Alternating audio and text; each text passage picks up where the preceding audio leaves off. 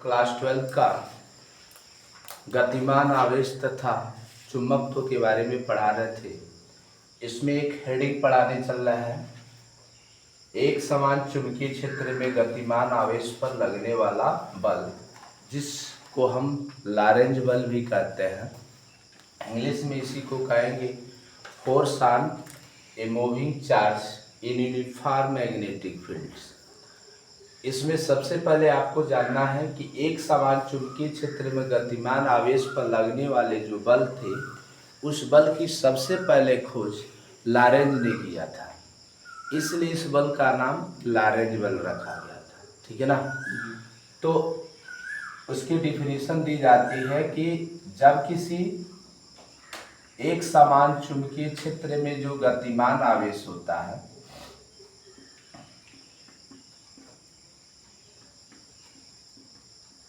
इसमें कोई गतिमान आवेश है, तो इसकी डिफिनीशन क्या है कि जब किसी एक समान चुंबकीय क्षेत्र में स्थित गतिमान आवेश चुंबकीय क्षेत्र यानी गति करता है, तो उस पर एक प्रकार का बल कार्य करता है, जिस बल को हम लॉरेंज बल कहते हैं। इस लॉरेंज बल का जो मान होता है चुंबकीय क्षेत्र की तीव्रता और गतिमान आवेश के लंबवत होता है। ठीक है ना। इसी बल को हम क्या कहते हैं, लॉरेंज बल कहते हैं। इस बल की को डिनोट यानी सबसे पहले लॉरेंज ने देखा था, इसीलिए इस बल को लॉरेंज बल के नाम से जानते हैं। माना एक समान चुंबकीय क्षेत्र, माना एक समान चुंबकीय क्षेत्र B में गतिमान आवेश Q पर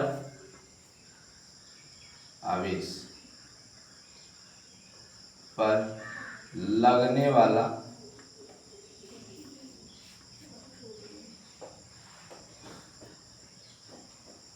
लॉरेंज बल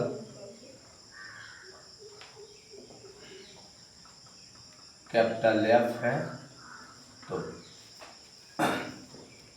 F इक्वल टू जो इसमें लगने वाला जो लॉरेंज बल होता है वह चार्ज के डायरेक्टली प्रोपोर्शनल होता है।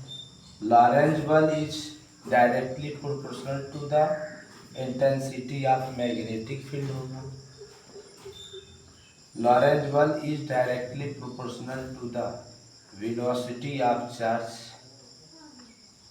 लॉरेंज बल is directly proportional to the sine theta. अर्थात जितने एंगल पर वह गतिमान होगा उसके हिसाब से वह कोण लिया जाएगा। इसमें लिख सकते हो from equation first, second, third, fourth. ठीक है ना जी। ये लिख सकते हो F in proportional to QBV sine theta. इस इन प्रोपोर्शनल को हटाएंगे तो एक कांस्टेंट लिखेंगे जिसको K कहेंगे, QBV साइन थीटा होगा। वेयर K इक्वल टू लिखते हैं constant, K equal to constant. If K equal to 1 हो तो ये हो जाएगा फार्मूला BQV साइन थीटा। इसी बल को हम लॉरेंज बल का फार्मूला कहते हैं। ठीक है ना। इसमें कुछ कंडीशन काम करता है, सम कंडीशन।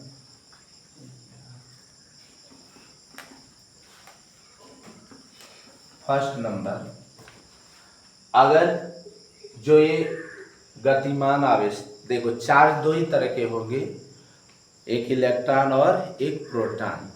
एक पॉजिट्रॉन भी होता है, वह क्या होता है, पॉजिट्रॉन एक प्रकार का यानी प्रोटॉन की तरह कार्य करता है। लेकिन इसमें गतिमान जो आवेश होगा वह कौन हो सकता है, इलेक्ट्रॉन और प्रोटॉन। अगर देखोगे कि और होगा अल्फा कण भी हो सकता है। अल्फा कण का जो आवेश होता है वो इलेक्ट्रॉन के आवेश का 2 गुना होता है। तो इसमें अगर जो ये चार्ज गतिमान है वह क्षेत्र की ही दिशा मैग्नेटिक फील्ड के डायरेक्शन में ही है, अर्थात इसके बीच में कोई कोण नहीं बन रहा है, यानी थीटा बराबर कितना डिग्री, 0 डिग्री। अर्थात लिख सकते हो थीटा इक्वल टू, इफ लिखोगे if theta equal to 0 degree, क्या लिखोगे,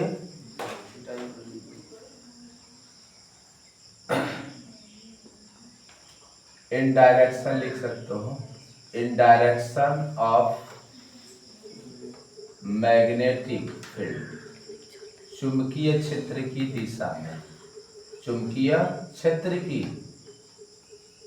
दिशा में अगर कण गतिमान हो तो क्या लिखोगे, एफ इक्वल टू फार्मूला हो जाएगा B Q V sign 0 degree. Sign 0 का मान कितना होता है, 0।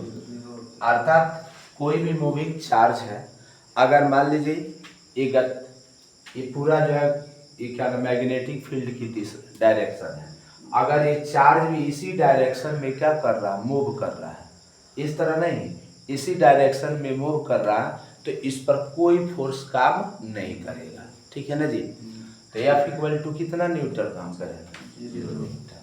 Second number, if theta equal to 90 degree, theta equal to 90 degree, जैसे मैग्नेटिक फील्ड इस डायरेक्शन में है और चार्ज इसके परपेंडिकुलर मूव कर रहा है, चार्ज क्या कर रहा है, परपेंडिकुलर, यानी 90 डिग्री पर मूव कर रहा, तो उस पर मैक्सिमम फोर्स कार्य करता है, लिख सकते हो इन परपेंडिकुलर डायरेक्शन, परपेंडिकुलर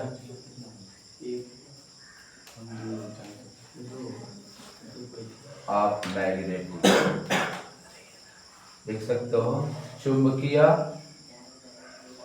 क्षेत्र की लंबवत,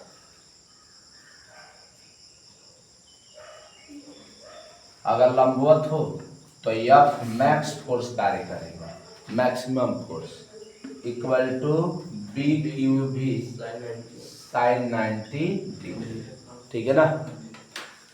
तो एफ मैक्स इक्वल टू हो जाएगा, क्या लिखा जाएगा, B Q V sine 90 degree का मान कितना होगा, 1 होगा। तो यह एफ मैक्स की जो वैल्यू आ जाएगी वह बी क्यू भी होगा। इस तरह गतिमान आवेश अगर 2 डायरेक्शन में काम कर रहा है तो इस पर मैक्सिमम फोर्स काम करेगा बी क्यू भी, ठीक है ना। अगर गतिमान आवेश स्ट्रेट लाइन मोशन कर रहा है, ठीक है ना जी, अपवर्ड डायरेक्शन में कर रहा है, theta equal to straight line भी होगा तो भी उसका मान 180 होगा, तो एफ इक्वल टू लिखोगे B Q V sine 180 degree, तो एफ इक्वल टू आ जाएगा 0, साइन 180 का भी मान क्या होता है, 0 होता है। इस तरह लॉरेंज बल है। अब लॉरेंज बल के अनुसार अगर फोर्थ कंडीशन, अगर कोई चार्ज जो है सर्कुलर मोशन कर रहा है, चार्ज सर्कुलर मोशन है और इसके चारों ओर मैग्नेटिक फील्ड है, मैग्नेटिक फील्ड है इसमें, लेकिन ये कण जो है क्षेत्र के लंबवत मूव कर रहा है, ये मैग्नेटिक फील्ड क्या है, बी है, और इसके परपेंडिकुलर मूव कर रहा है, तो यहाँ से आर तक अगर इसकी रेडियस कितनी है, आर है, तो इस आर का वैल्यू फाइंड करना हो तो सबसे पहले इस पे जो लगने वाला जो चार्ज पर लॉरेंज बल होगा, वह कोई भी अगर बॉडी सर्कुलर मोशन कर रही होती है तो उसमें केंद्र की ओर एक प्रकार का फोर्स कार्य करता है, जिस फोर्स को सेंट्रीफ्यूगल फोर्स कहते हैं, अभिकेंद्र बल कहते हैं। आप जैसे मोड़ पर घूमते होगे, जहाँ मोड़ पड़ता है तो देखिएगा अपने साइकिल को मोड़ते समय, साइकिल अगर लेफ्ट की ओर मुड़ रहा तो आप बॉडी राइट की ओर झुकाते हो, क्योंकि आप बैलेंस हो सको, क्योंकि उस पर आपका सेंट्रीफ्यूगल फोर्स कार्य करता है। ठीक है ना। जैसे हर वस्तु जब वृत्तीय मोशन कर रहा होता है तो इसमें एक बाहर से अंदर की ओर एक फोर्स कार्य करता है, जिस फोर्स को अभिकेंद्र बल कहते हैं, यानी सेंट्रीफ्यूगल फोर्स के नाम से जानते हैं। ठीक है ना। इस बल का जो मान होता है mv²/r, और इस चार्ज पर लगने वाला जो लॉरेंट बल होगा यह बराबर BQV, क्योंकि मैक्सिमम जो फोर्स काम करेगा इस फार्मूले से और इस फार्मूले के बेस से हम क्या कर सकते हैं, इस सर्कुलर मोशन अगर मूविंग कर रहा है तो इसे हम रेडियस फाइंड कर सकते हैं, जो अभी नेक्स्ट वीडियो में आपको दिखाएंगे। Thank you for watching. तो पास कर देना, केवल पास